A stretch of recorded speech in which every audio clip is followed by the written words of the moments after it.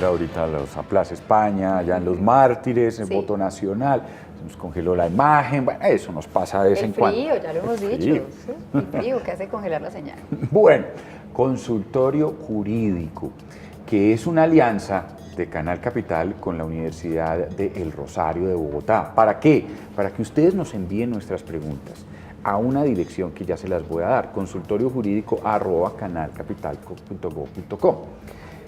Nosotros buscamos pues, los especialistas en la Universidad del Rosario para que nos resuelvan esas inquietudes que usted tiene. Y hoy nos acompaña el doctor Álvaro Garzón. Él es coordinador del área de Derecho Penal y del grupo de asesoramiento en las prisiones, que se llama el GAPRI. Y vamos a hablar del tema carcelario en Colombia, que a propósito ya se anuncia, hay un nuevo paro del IMPEC porque dicen no recibimos a nadie más. El hacinamiento es tan terrible que no vamos a conducir a nadie más a las cárceles. Cuando entra a nuestro resorte lo vamos a dejar ahí, no vamos a entrar porque simplemente no hay cómo atender a una población. Esto es un peligro para todos. Doctor, muy buenos días, ¿cómo está? Mauricio, muy buen día a usted y a Carolina y a todos los televidentes, por supuesto. Bueno. Para nadie entonces es un secreto este tema del hacinamiento carcelario en el país. La pregunta es, ¿a qué cree que se debe esta problemática? ¿Por qué estamos así? ¿Por qué llegamos hasta este punto, doctor? Esa es una excelente pregunta, Mauricio, y en el grupo de asesoramiento en prisiones GAPRI, perteneciente al consultorio jurídico, nos hicimos ese mismo cuestionamiento. Y decidimos entonces generar un grupo interdisciplinar para efectivamente investigar las causas y desde luego llegar a soluciones.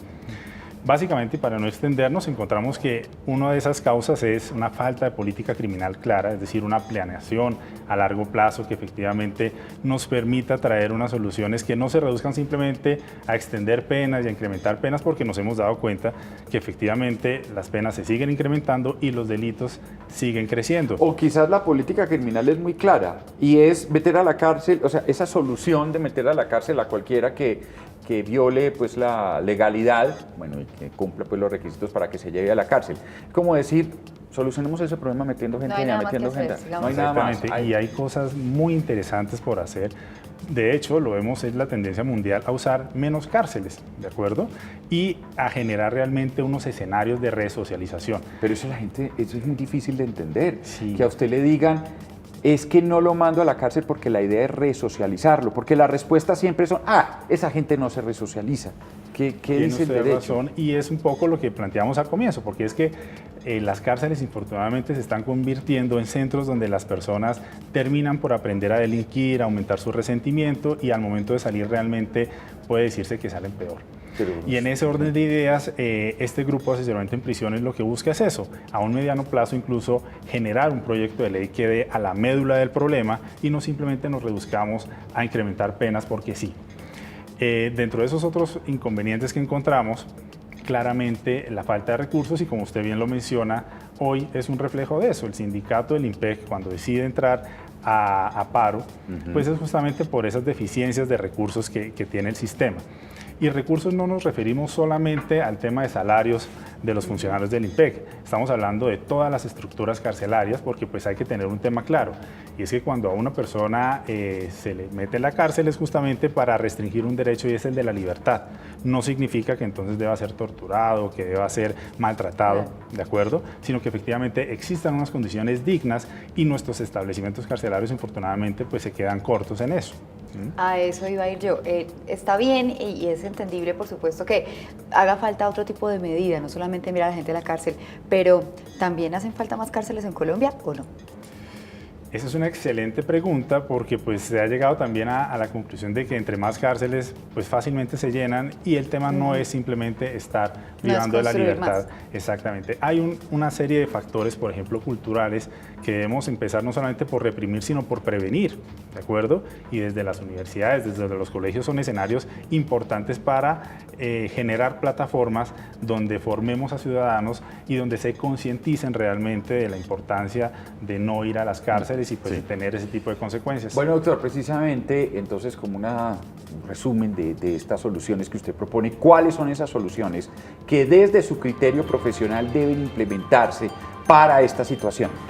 Bueno, existe algo que los penalistas llamamos el populismo punitivo, ¿de acuerdo? Y en el grupo de asesoramiento de prisiones hemos trabajado en eso justamente para que, uno, concientizarnos de que el tema no es solamente incrementar penas. El populismo punitivo consiste en estas ideas sin responsabilidad que tienen un grandísimo respaldo en la gente, ¿no? Que a veces ciertos políticos con casos específicos, por ejemplo, hace pocos días el señor que agredió al policía en Transmilenio, No, sí. claro, un juez lo deja libre y entonces salen Eso. muchísimos Y me atrevo a amigos de decir- la justicia a decir, Y dos, ¿sí ven? A la que cárcel. las personas creen que todo es cárcel y que todo debe tener pena perpetua, y eso realmente, les puedo asegurar que si todos los delitos tuvieran una pena de prisión eterna, aún así no se acabarían los delitos. Es decir, hay que sacarnos de ese esquema y mirar mucho más allá, tener una visión mucho más evolucionada al respecto, desde el punto de vista de educación, desde el punto de vista de Pero formación. ¿cuáles serían como, digamos, esas alternativas